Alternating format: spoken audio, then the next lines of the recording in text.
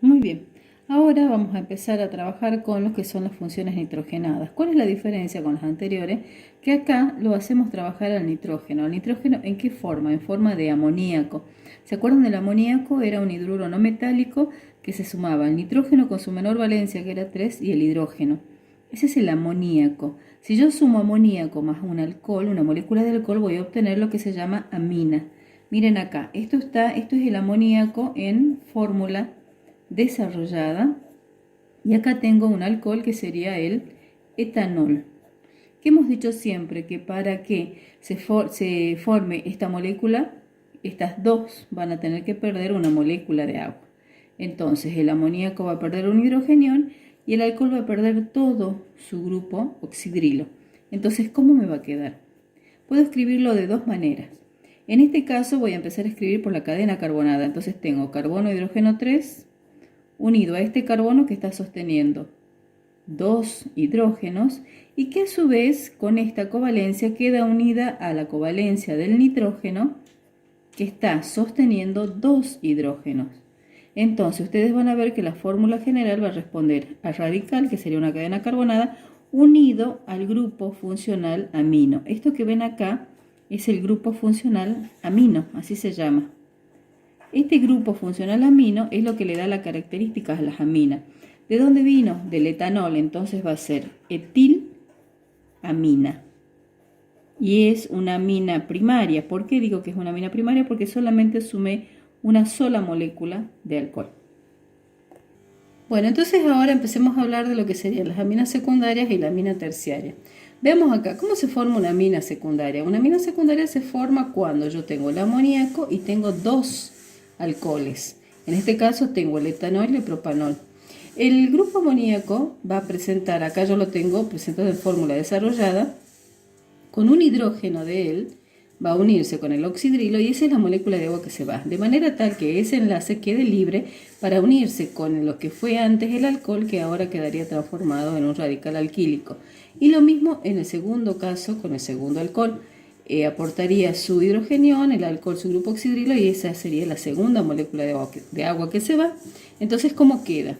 Como se presenta, el nitrógeno tiene un solo hidrógeno acá y acá queda unido a este alcohol que antes era el etanol y que ahora es el radical etil, y acá en la tercera covalencia queda unido a este alcohol que antes era el propanol y ahora es el propilo. O sea que esta amina se va a llamar etil propil, apellido amina, más las dos moléculas de agua que se fueron acá. Entonces ustedes observen que estamos ordenando de menor a mayor. En el caso de una amina terciaria yo tengo tres moléculas de alcohol, en este caso tengo etanol, acá tengo otro etanol y acá tengo un propanol. Pasa exactamente lo mismo, nada más que este tercer alcohol va a ocupar un tercer hidrógeno, entonces habría tres moléculas de agua que se van. Entonces cuando se vayan las tres moléculas de agua, ¿cómo queda el compuesto? Nitrógeno unido a este alcohol que ahora queda transformado en etil, a este otro alcohol que ahora queda transformado en otro etil y a este otro alcohol que queda transformado en un propil.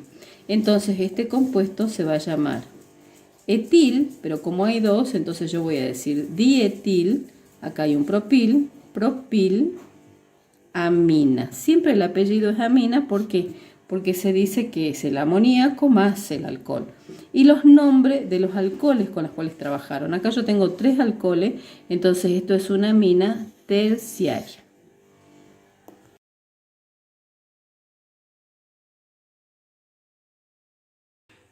Muy bien, entonces ahora vamos a continuar con la segunda función nitrogenada, que es la función amida, que resulta de sumar amoníaco más un ácido orgánico más oico. Acá está el amoníaco en fórmula desarrollada y yo tengo acá el ácido, en este caso el ácido etanoico, que se caracteriza por la presencia de un grupo carboxilo. El amoníaco entonces, ¿qué va a hacer? Va a ceder un hidrogenión, el carboxilo va a ceder su grupo oxidrilo y esa es la molécula de agua que se va.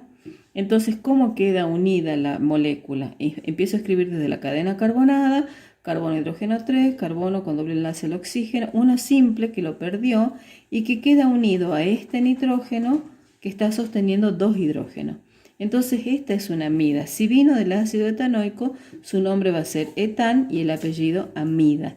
¿Cómo es la fórmula general? El radical sería la cadena carbonada que está unida a un carbono que sostiene con doble enlace el oxígeno y con una simple al grupo amino. ¿Se acuerdan que el grupo amino ya lo habíamos visto en amidas, en aminas también? Entonces esta sería la fórmula general y esta es una amida del tipo primaria. ¿Por qué? Porque hay un solo ácido orgánico que se suma a la molécula de amoníaco. Veamos entonces cómo se forman ahora las amidas secundarias. En el caso de, ¿se acuerdan hace un rato que habíamos estado viendo aminas secundarias? Hablábamos de dos componentes. En este caso vamos a hablar de dos componentes que serían los ácidos, porque acuérdense que las amidas se forman de amoníaco más ácido. Entonces acá tengo este ácido que es el ácido etanoico y acá tengo el ácido que es el ácido butanoico. Entonces, ¿cómo se va a formar? Acá desde preferencia se empieza a escribir a partir del nitrógeno. Entonces ustedes van a ver que hay un hidrógeno que se junta con el oxidrilo del carboxilo y es la molécula de agua que se va. Y acá está la segunda molécula de agua que se va con este hidrógeno y este oxidrilo del carboxilo. Entonces cuando yo escribo tengo que empezar a escribir a partir del nitrógeno. Entonces escribo el hidrógeno, este enlace covalente quedó unido a este ácido que está sosteniendo con doble enlace el oxígeno y con una simple al otro grupo metilo que quedó acá. Y lo mismo, este segunda covalencia está unido este hidrógeno con este oxidrilo que es la molécula de agua que se va. Entonces este nitrógeno queda unido a este carbono que está sosteniendo con doble enlace el oxígeno y a toda la cadenita carbonada. Entonces acá yo tengo una amida secundaria. ¿Cómo se va a llamar? Si vino del ácido etanoico, entonces va a ser etán, vino el ácido butanoico acá, bután, y el apellido amida. ¿Y cómo sé que es una amida secundaria? Porque tiene dos ácidos orgánicos. Vamos con las amidas terciarias. Serían tres ácidos, en este caso tengo un ácido etanoico, el ácido propanoico y otro ácido propanoico. Entonces son las tres moléculas de agua que se van, ven cómo se va formando la molécula de agua y entonces ¿cómo me queda? Empiezo a escribir desde nitrógeno y tengo unido este carbono que sostiene con doble enlace el oxígeno y el resto de la cadena, lo mismo unido a este carbono con doble enlace el oxígeno y el resto de la cadena carbonada, y lo mismo con doble enlace este carbono que está sosteniendo el oxígeno y la cadena carbonada, más las tres moléculas de agua que son estas tres moléculas de agua que se fueron. Y esta es una amida del tipo terciaria. ¿Por qué? Porque tiene tres ácidos. ¿Cómo se va a llamar? Este ácido era antes el ácido etanoico, entonces ahora es el etán. Este ácido antes era el ácido propanoico, ahora es el propán, pero hay dos propán, entonces esta amida se va a llamar etán dipropán amida y es una amida del tipo terciaria, o sea que cuando son terciarias o secundarias yo empiezo a escribir siempre a partir del nitrógeno.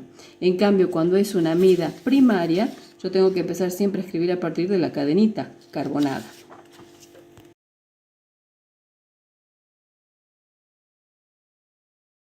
Muy bien, veamos la última función nitrogenada, que es la función nitrilo.